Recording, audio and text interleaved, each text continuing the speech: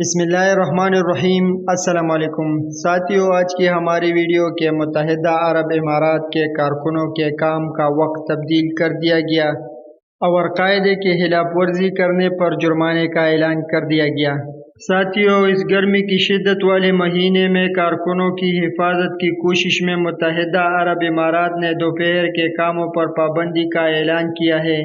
15 جون سے 15 ستمبر تک کھلی جگہوں پر اور براہ راست سورج کی روشنی میں کام کرنے والے کارکنوں کو روزانہ دوپہر 12:30 بجے سے لے کر 3 بجے تک کام کرنا ممنوع کیا گیا ہے۔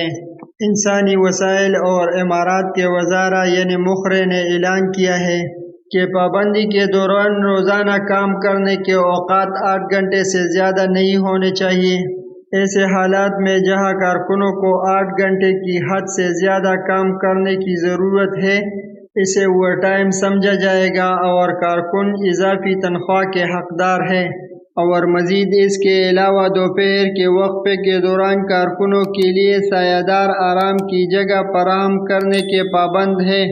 دوپہر کے کاموں پر پابندی کے خلاف ورزی کرنے پر اجروں کو جرمانے کا سامنا کرنا پڑے گا۔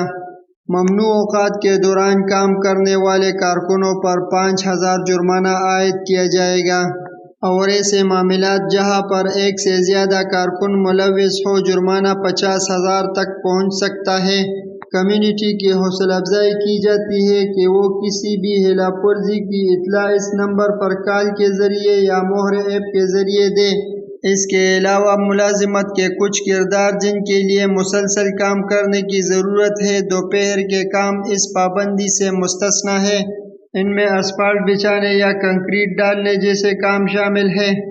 ہنگامی مرمت جو عوامی فلاح و بہبود کے لیے اہم ہے، اور ایسے ملازمین جن کے ٹریفک اور خدمات پر اثرات کی وجہ سے حکومتی اتھارٹی کی اجازت نامے کی ضرورت ہوتی ہے۔